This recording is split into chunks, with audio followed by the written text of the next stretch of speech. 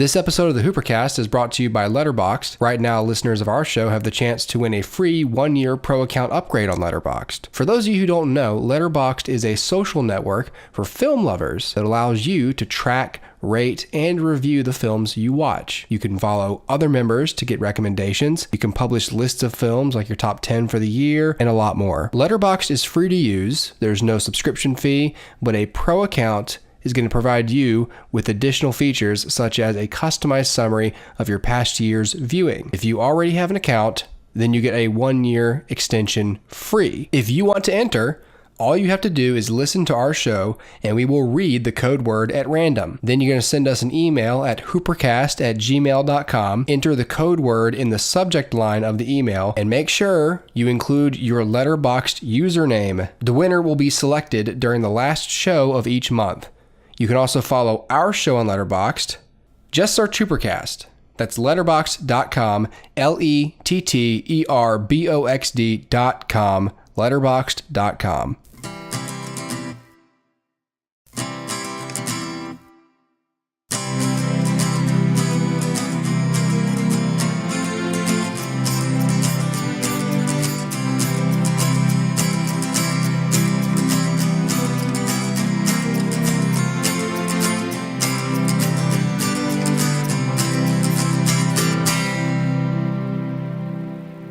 Oh, you're damn right, everybody. Ow. Oh. I'm a little quieter tonight. Hello, everybody. It's the HooperCast. It is. Yes. It is I, Connor. It is he, Dustin. And this is we, the HooperCast. It is Friday, of course. Friday should be June the 5th. That is, yes. July the 5th. July. That is if you are watching on Patreon. If you're not, you're on YouTube, and it is the 12th or later. So if you're on YouTube, then thank you for subscribing to the channel. There is an earlier, fuller version of this episode on patreon.com/HooperCast if you want to access that. We'll talk about that later in the show. Or, of course, you're probably just listening on iTunes, in which case, thanks, guys. There's a video version of the show on YouTube. And then on YouTube, we'll direct you to Patreon, and the cycle will just continue. Yeah. Pretty much. Anyway, we are here, Dustin, this week. Yes, we are here to talk about a couple movies that we saw. Mine I did not see recently. I don't know about you. No, it's been a little while. This is one I've sort of had in storage for a while. So, well, let's talk about it now. Of course, now is the time to discuss things like this. What did you see, Dustin? So I saw a little film called Wonder, Wonder, not Wander,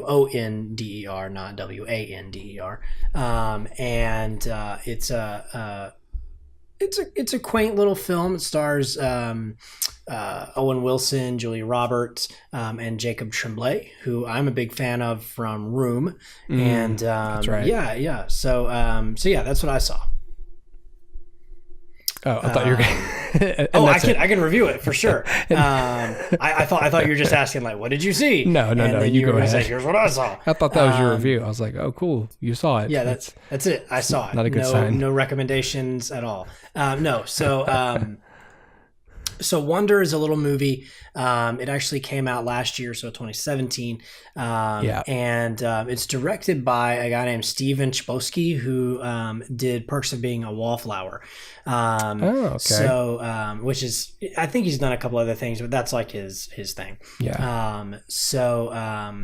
This movie is about, so Jacob Tremblay plays a young boy who suffers from, let me see if I can pull it up. He has some facial deformities. I don't know if they ever say what exactly it is that he has. Yeah, I can't find anything specific about it. Yeah. So, but anyway, he has some facial deformities, and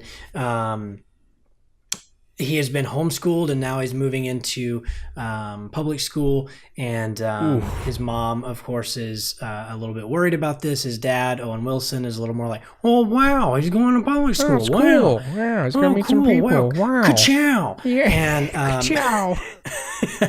and so So, and then he's got an older sister who's really protective of him, and all these little things. So it's a lot about their family dynamic, and it's a lot about him sort of struggling through school, making friends, and that sort of thing. It's a good family movie. I think it's got great, kind of messages for kids on teaching them not to judge a book by its cover, to make friends not based on appearance but rather character. So it's a lot of really good lessons, and the family dynamic I think is really strong. I think they come across as an actual family. And yeah, there's some really great, really sweet moments in this film. It's a little bit strange because it, in a way, defies the 3-act structure, which I think, because the film is based on a book, so and I think the book probably makes better use of this than the film does. But it changes point of view characters several times throughout the film. So you have sort of like a vignette, right, where this is Jacob Tremblay's character, and then now we're going to see sort of his older sister's story, and now we're going to see his mom's story, and I can't even remember if it's in actual like thirds, like those are the 3 characters. I think there's actually a 4th character that gets a story. So nevertheless, it's broken apart, and then the stories kind of all intersect in weird ways. So even when it changes point of view character to, say, the older sister, you're still seeing a continuation of the story of Augie, that's Jacob Tremblay's character. You're still seeing that storyline progress. You're just now seeing it through a different set of eyes. And it makes sense that you would write a book that way. I think it's a little less effective with the film. I tend to prefer a film that has a static point of view character. Like, okay, Agreed. we're gonna see this through Augie's eyes, and let's stay there.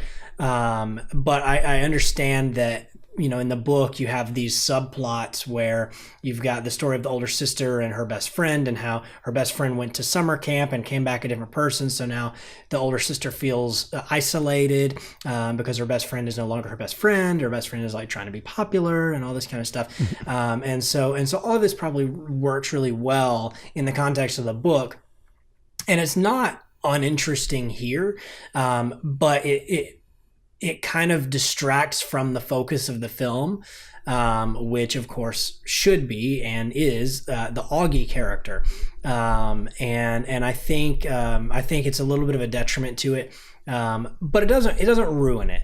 I've seen examples that are worse.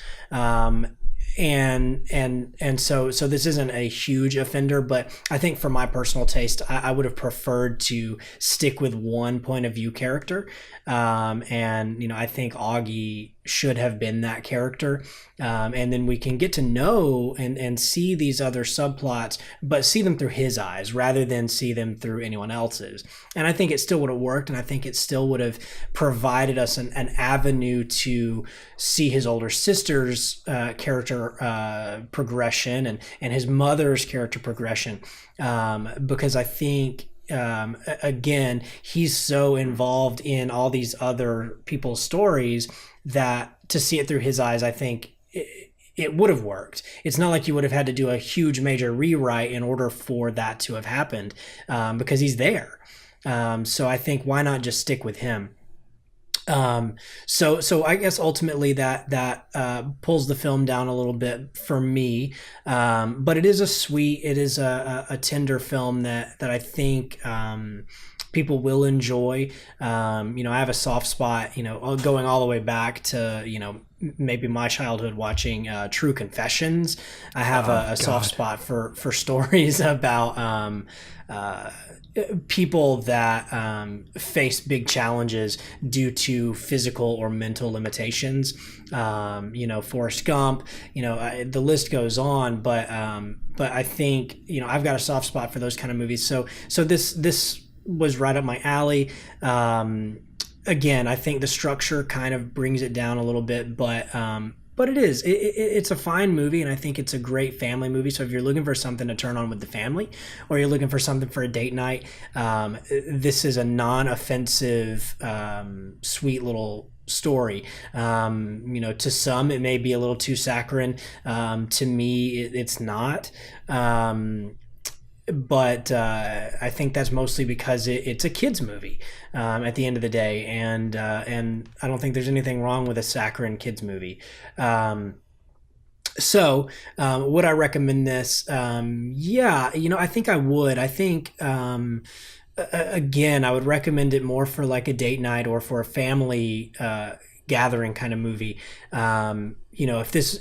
If you're looking to just watch something in your free time, I would tend to go with something a little more, maybe a little more hearty, something you're going to get a little more meat out of than this. But for a date night, just something to pop on that is going to make you feel good and give you the warm and fuzzies. This will do the trick. So on our scale, I'd say it's fine. I think again, my major nitpick is that structure, but I will say it's well performed. Jacob Tremblay is probably the best kid actor out there today. Hooper, have you seen Room? If I seen Room? Yes. Yes. So Jacob Tremblay in that was phenomenal. Yes. And then there's this and there's that movie that's on Netflix now. I can't remember what it's called, but I'll watch that eventually. It's got like Kate Bosworth in it, where he plays like a kid who dreams things and the dreams come into reality. Anyway, the point is, I'm a big fan of Jacob Tremblay. I think he's a great actor. It's really only every once in a while that you see a kid that is truly talented and cute and fun to watch. You think back and you've got like your Haley Joel Osments or your Ron Howards even, and I think Jacob Tremblay falls into that category, and I think he'll become one of those actors that sticks around. I hope he doesn't fall prey to the system, but I also think of like Haley Steinfeld and True Grit. These are like kids that like steal the movies they're in, and he certainly does that here. Julia Roberts does a really great job. Owen Wilson's passable. He's really not in the movie very much, but he does a good job with what he's given, and again, he's believable as a dad to this kid. The chemistry's there. I believe it. So I think all in all, solid performances, sweet story makes it a reason why I would recommend it, even if there's not really meat for a film buff to chew on here. So yeah, that's generally that's Wonder, and this is not available on any sort of streaming service, so you will have to rent this at Redbox or pick it up at the library or something. So that's another little added factor that you have to consider. You're gonna have to pay for it or wait for it, and it may not be quite worth it if you put too much time into it. So just something to consider. But yeah, I think for a date night, this would be a great little piece. Yeah, absolutely. It seems pretty feel good, pretty safe movie to watch with a loved one. Right, and it's not offensive. It's not like, it's a stupid movie or like you're like, oh, these characters are just whatever. Because, after all, it's a kid's movie, so you're not getting anything too deep. You're not worried too much about the psychology of the characters, right, or, whether or not it's realistic that so-and-so would perform in this behavior. It's all... it's all pretty shallow, but just deep enough to kind of get your feet wet. There you go. Yeah. Cool. Yeah. So what you got for me, Hooper? I saw Inside Llewyn Davis. Okay. God, months ago now. But I saw this on Amazon Prime. This is a 2013 film. This is directed by the Coen brothers, written by the Coen brothers, starring Oscar Isaac, Carey Mulligan, John Goodwin, and peppered in there, Justin Timberlake, Adam Driver, Garrett Hedlund. A few people you might recognize. Well, it's they're bit roles. Right. Sure. It's a little bit of a road movie in that sort of sense, even though it does take place mostly in New York. It's 1961, and it is the folk music scene of New York, of Greenwich Village. Okay. Whatever that means. I guess that's that's just what the thingy says on IMDb. But I guess that's the area of New York where music was happening. I don't know anything about history or the history of music, but Greenwich Village, 1961. For those of you who that means something to, it's that period. So there's that. The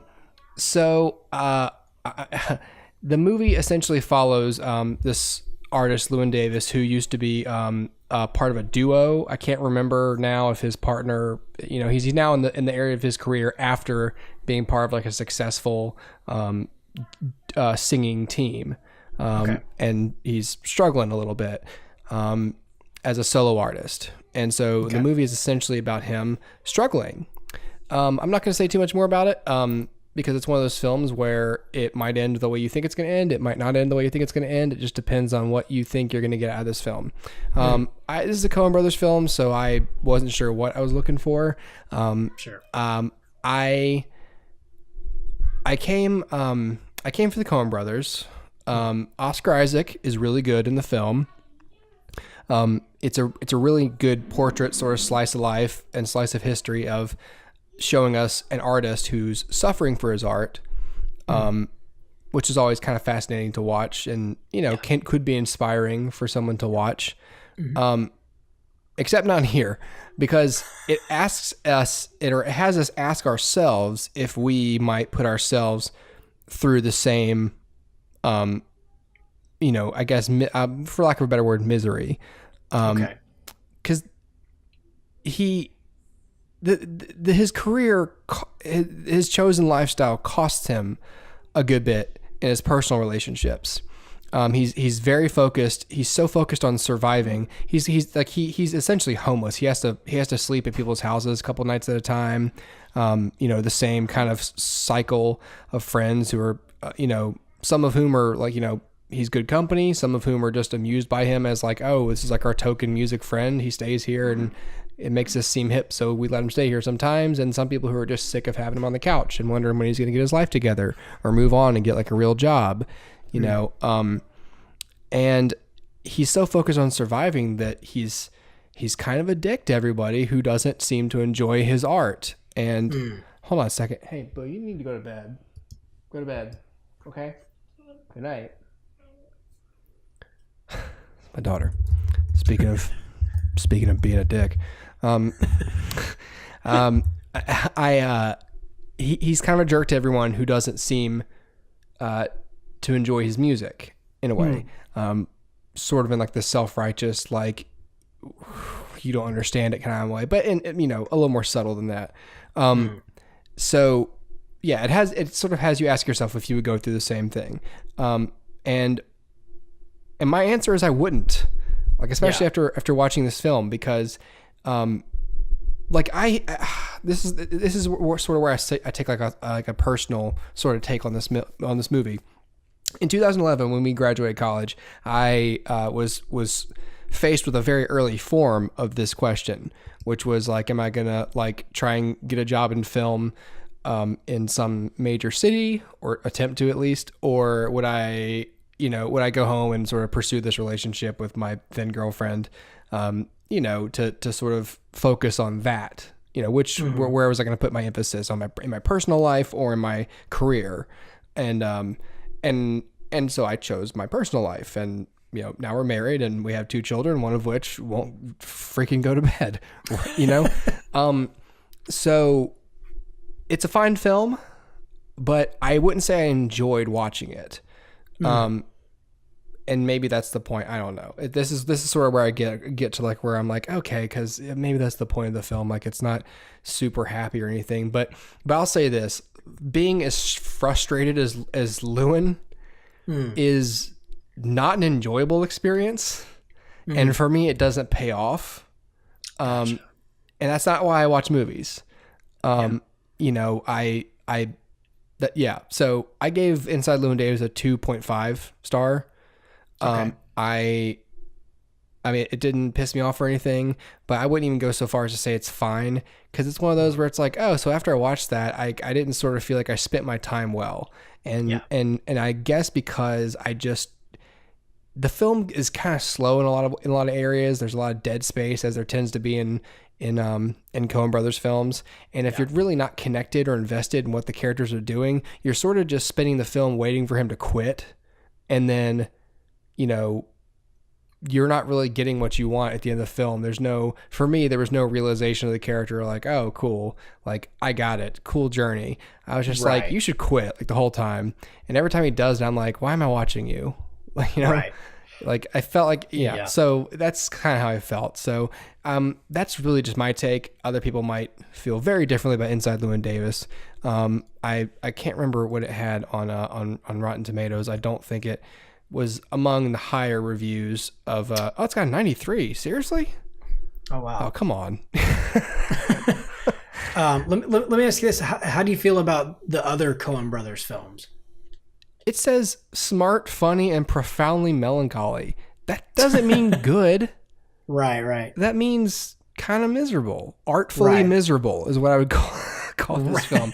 Sorry, how do I feel about the other Coen Brothers films? Yeah. Let's do a speed round real quick. Just throw me some titles. I'll tell you whether or not I liked them. Okay, hold on. Let me pull up a list. I mean, I can do it off the top of my head, but I don't want to miss anything. Yeah, it's fine. All right, hold up. Yeah, I've seen Miller's Crossing. I thought that was kind of boring. Okay.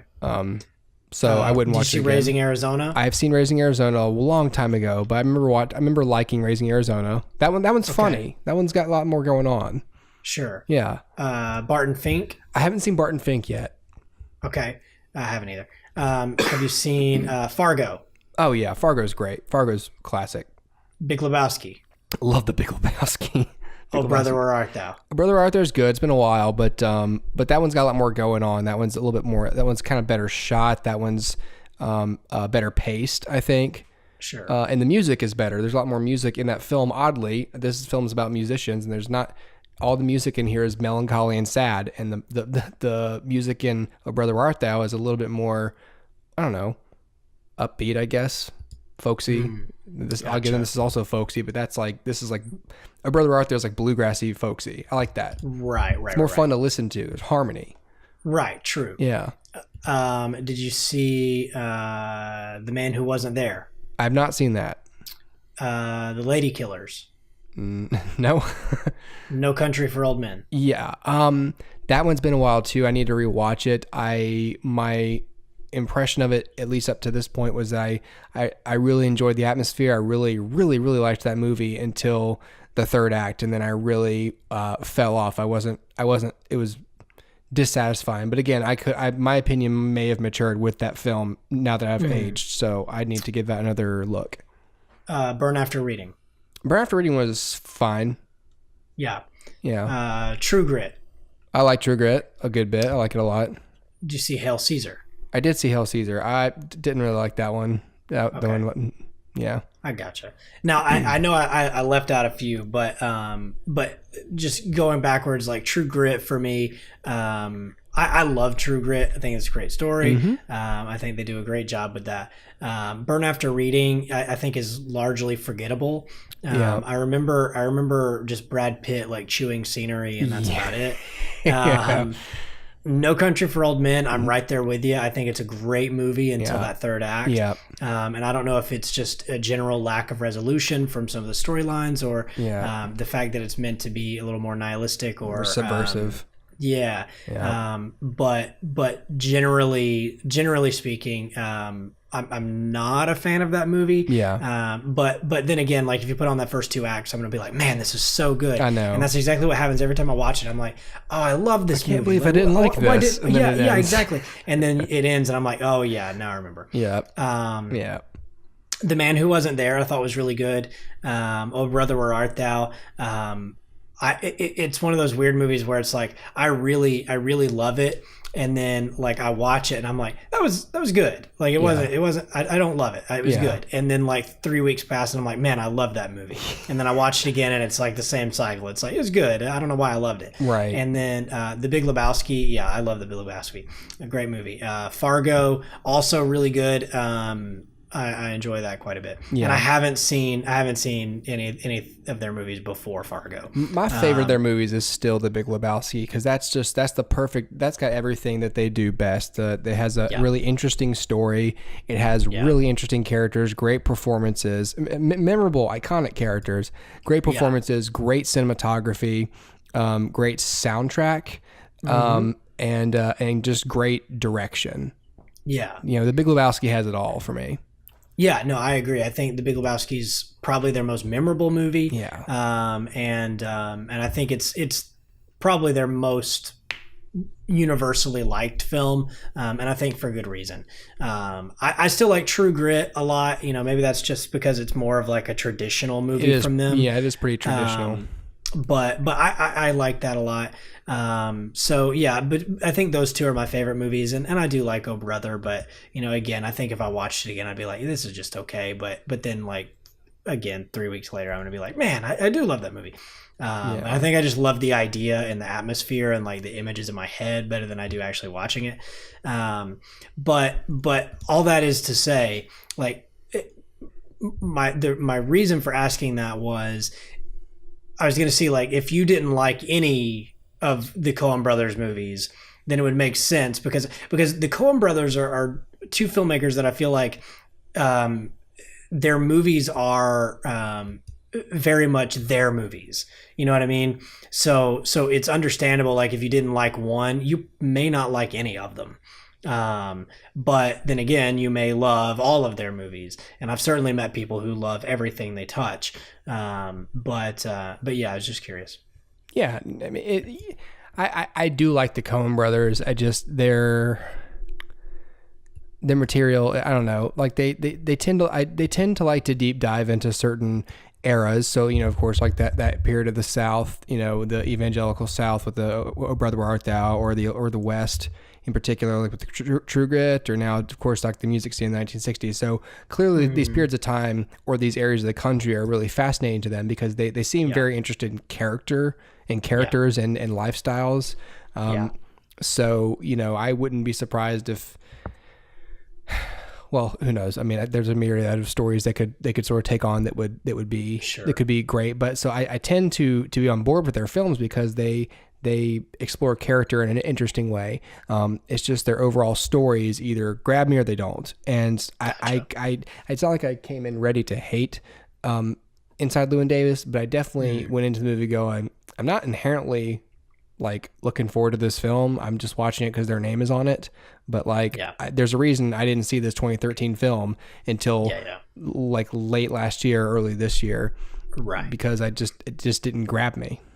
Right, true. So, did you ever hear that story about why Bill Murray did Garfield? I know this is going to seem like out of left field. Okay. So Garfield was written by a guy named Joel Cohen, and evidently Bill Murray claims he signed on to that movie because he thought that was the Coen brothers. Like Joel Cohen, yeah. Yeah. Oh. And so, but it's Joel Cohen. Why would you think that? And the other is Joel Cohen, like with an H.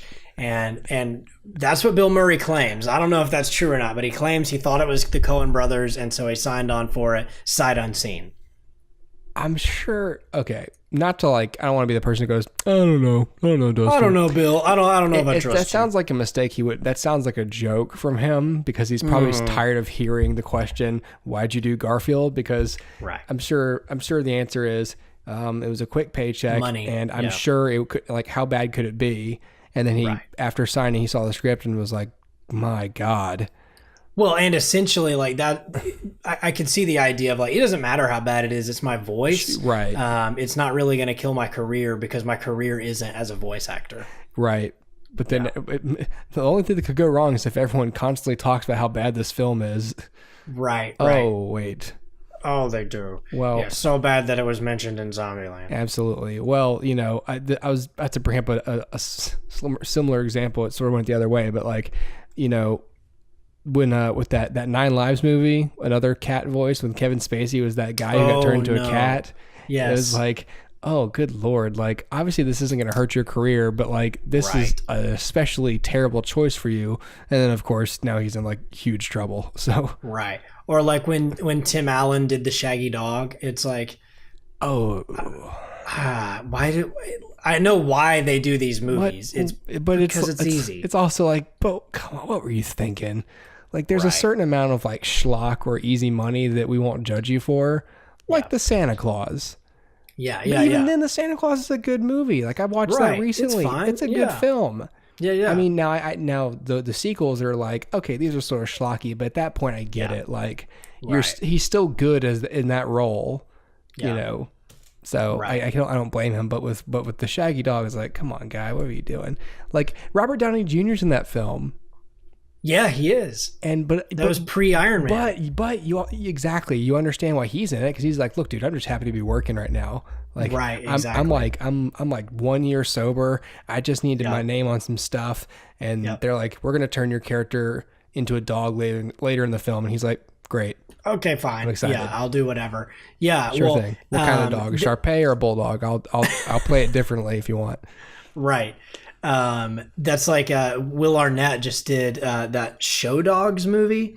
Did you see the trailer for this thing or hear anything about it? Yeah, I heard. Oh, Lord. I saw an especially bad clip that was particularly offensive given the climate in Hollywood right now. Yes. You know what I'm talking about? Yes, they actually pulled that scene from theaters. Yes, I heard. They re-edited the film.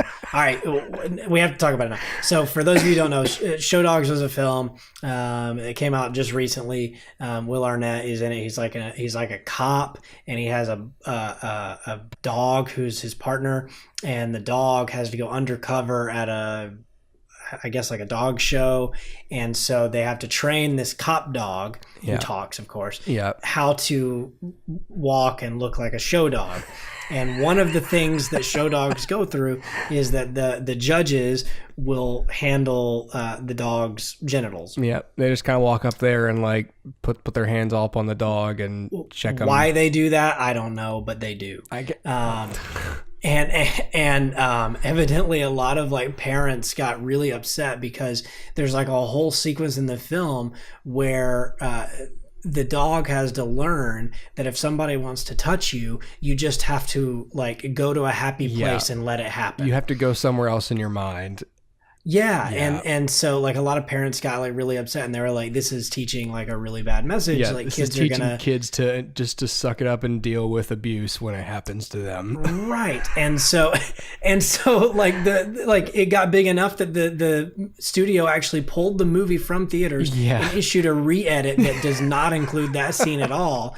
And it's like, number one, the screenwriter who wrote that, why? Stupid. Secondly, right, and then secondly, the director who filmed it, and like Will Arnett and everybody. That's like, the thing. Like, nobody thought. It's one of those things that's like, not only should this never have happened, but this got back. This got past hundreds of people. This is a film where like dogs talk. So there's animators doing lip flaps. There's dog trainers. There's actors. Everyone on the crew, all standards and practices, lawyers. Everyone's sitting there going, "This is fine." That's fine. I don't know. And I'm sure someone brought up like, hey, maybe this is, they're dogs. That's fine. Dogs aren't being molested, just people, right? It's one, I can tell you, dogs get molested.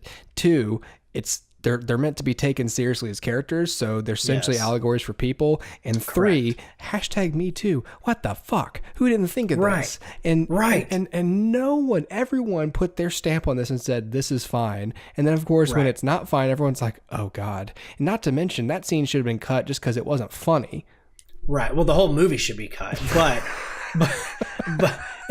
like they should have pulled the whole film from theaters and just issued like a film reel that says we're sorry. Stupid thing to do. Yeah. God. I just don't understand.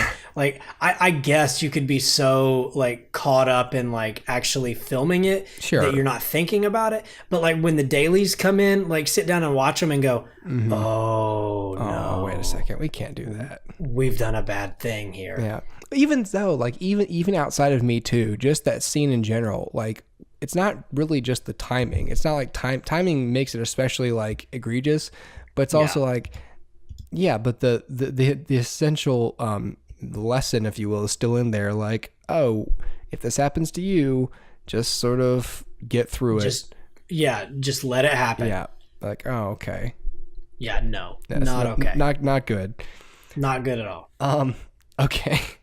Real quick, I want to mention. So that's a good segue. Not really, but we're gonna make it a good segue into Letterboxd. Letterboxd. So if you're listening at the beginning of the show, you know that we are sort of partnering a promotion with Letterboxd to get a 12-month free upgrade or extension to Letterboxd Pro. I almost said Letterboxd again. God, I don't know what that deal is. It's probably it's the Pro that's screwing me up. But Letterboxd, right. Pros, Letterproxy. So yeah, if you would like to be eligible for that, then of course you can email us at HooperCast@gmail.com, send us the code word in the subject line, and give us your Letterboxd username so that we know who to pass on towards. Yes. The code word the code we're gonna make this a code phrase. All right, you ready for this? Okay, this is I'm gonna ready. be a double purpose. You ready? Here's the code phrase. Amelia, go to bed. Go to bed. Good night. Okay. Once again, the phrase is Amelia, go to bed. That is the code phrase this month for July. Because I couldn't think of anything until I turned around and she was standing right there, like the little boy from The Grudge, just standing in the doorway. God. Get out of my dreams! Oh my God. Anyway, email me with the phrase Amelia, go to bed, or go to bed. Just either of those things. You don't have to mention my child's name, and prefer you not, actually, now that I think about it. So just email us with the phrase go to bed in the subject line, username for Letterboxd, and get eligible to be picked. We'll pick the winner at the end of July. Or the beginning of August, whatever. Whenever we feel like it. I don't have to tell you when. Anyway, so we're going to say goodbye for this portion of the show for all the YouTube people. So if you're on YouTube right now and you notice that the time code's almost out, it's because the episode is almost over for you. It is not, however, over for the Patreon viewers. So if you want to be a part of that prestigious echelon of privileged folk, you can donate $1 and buy the rest of this episode on patreon.com/HooperCast. Well, there you go. It's pretty easy. Most of us have $1. Have $1. Yeah. And if you want to hear more of our show, go over there and just submit the $1, become a patron. It's we charge per video. We're not going to charge you per month. We're not going to charge you an exorbitant amount of money. It's just you can it's a la carte, baby. So patreon.com/HooperCast, $1 to get full episodes of the show. And plus, if you start doing that, you get early access. You can go over there and decide that, because if you had done that already, you'd have gotten this episode last week, but you're getting it this week. Yep. Or, if you're really behind like me on your YouTube watch laters, it might be 2 weeks from now. We might have already picked the Letterboxd winner for July. Maybe it's August now, and you're just sort of, you just got out of prison or something, and you're watching these videos, way later. It's like, okay, well, patreon.com/HooperCast, you can be among the first. You can catch up. The only people who see the episode before you, if you're a patron, are me. Not even Dustin sees them. I don't. Dustin sees them when you get them. Exactly. Yeah. So anyway, but Dustin gets them for free. That's true. Because Dustin. I have $1. That's why I have $1, because I don't have to buy them. Yes, that's true. I just charge Justin lots of time and phone calls. Yes. Anyway, patreon.com/HooperCast. Goodbye, YouTube people. We'll see you guys next week.